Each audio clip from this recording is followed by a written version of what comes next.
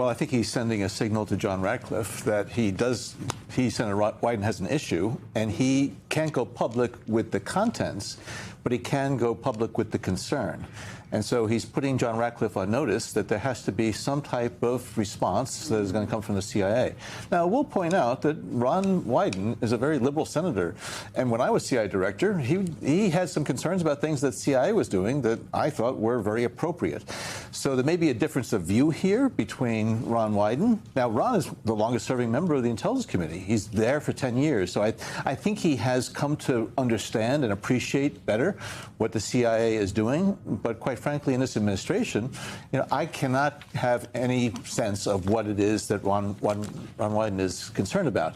But I do think now it's incumbent upon John Ratcliffe to be able to respond and to be able to satisfy the concern. It's probably going to be in a very closed, classified briefing or exchange, but clearly Ron Wyden wanted to make sure that the public was made aware of this so that the pressure would build on John Ratcliffe to respond. I want to pick up on that because I love the succinctness of the senator's letter. He was very clear that, Houston, we have a problem, and I need Houston to pay attention to the problem.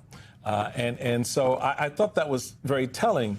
And it was telling to me because, and I want to get your take on this specifically, because we've always been concerned about foreign actors engaging in U.S. Elections. And so it's not anything new, despite the fact that you have some in Washington who are trying to act like, oh, my God, this, the sky is falling, kind of, give us justification to do other things.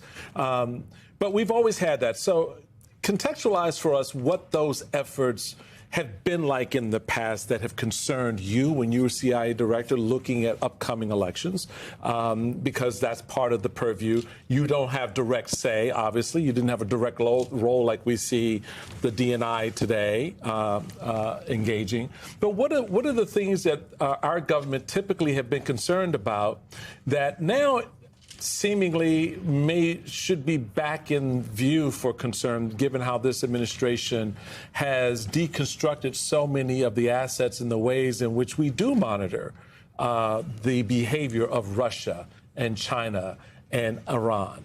Well, efforts have been made over the past decade, if not more, to try to harden our technical systems to prevent any type of technical interference so that the number of votes would be adjusted or somehow the tally would be changed.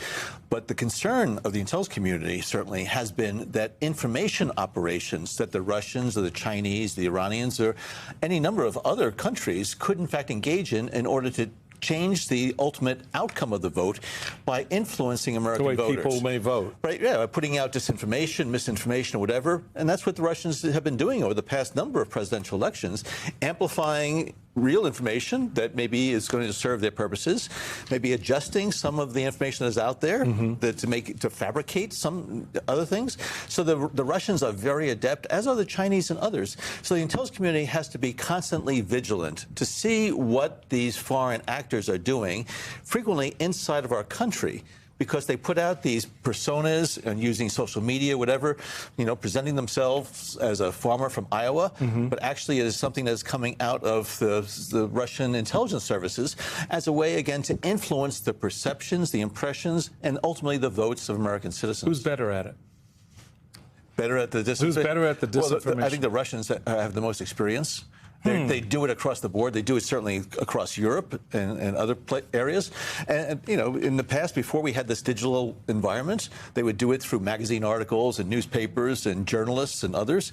Now the digital environment is so available to them to be able to manipulate, again, the perceptions, the personas that are out there. And they really have gone to school over the last decade in order to perfect their ability to influence U.S. voter attitudes. And so this is something that I think we really have to be mindful of. And unfortunately, I think the Trump administration still, and Donald Trump refuses to acknowledge that Russia was interfering in the 2016 election. But this is something that the Russians do and do it constantly, and they do it very well. Director Brennan, earlier this week, we reported on a whistleblower complaint at the DNI that had been stalled. We are learning that Congress received a redacted version of that complaint against Tulsi Gabbard. I want you to take a listen to what Senator Mark Warner had to say about that complaint.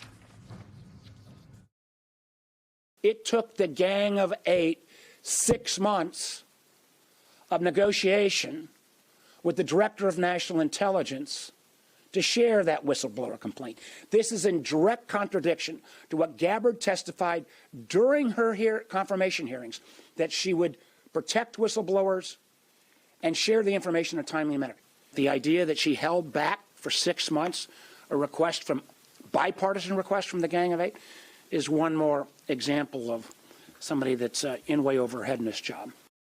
So as I understand it, Intel workers, they can file one of these complaints. They can go to the Inspector General of the DNI. If they go outside, they have the risk of facing criminal charges. Which alarm flags does it raise to you that this whistleblower complaint was not moved through the proper channels?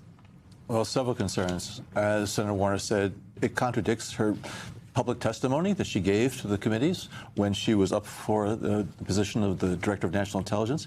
It's inconsistent with the law. There are statutes that require this delivery of whistleblower complaints to the Congress and through the appropriate channels. And then, as you point out, the whistleblower arrangements are intended to give individuals within the intelligence community an approved mechanism to be able to express concerns about something they have seen or something they have witnessed that they believe is either a criminal activity or inconsistent with law, or something that they really want to be able to raise to those oversight committees of Congress. And there's really no excuse that it took so many months. It should have and could have been done much more quickly.